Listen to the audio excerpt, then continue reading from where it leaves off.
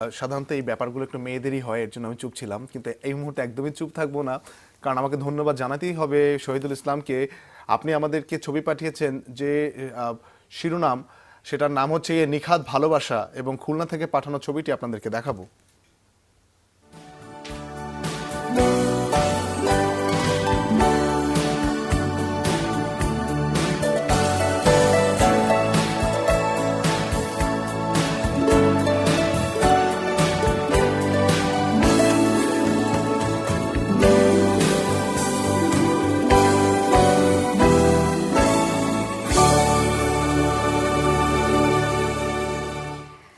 সত্যি এরকম ভালোবাসার উদাহরণ যখন আমরা দেখতে পাই, সেটা কোনো স্থির চিত্রের মাধ্যমেই হোক কিংবা অন্য কোনো মাধ্যমেই হোক, এবং যখন সেটা আমাদের দর্শকদের কাছ থেকে আসে, আমাদের আনন্দের পরিমাণ কিংবা আপ্লুত হওয়ার পরিমাণ কিন্তু অনেক গুণে বেড়ে যায়। কারণ যে ভালোবাসাগুলো আপনারা ধারণ করে পাঠান না কেন, সেটা লিখে কিংবা ছবি তুলে, আমরা কেন জানি মনে হয় এগুলো আপনাদের ভালোবাসারই বহিঃপ্রকাশ আমরা দেখতে পাই আমাদের জন্যে।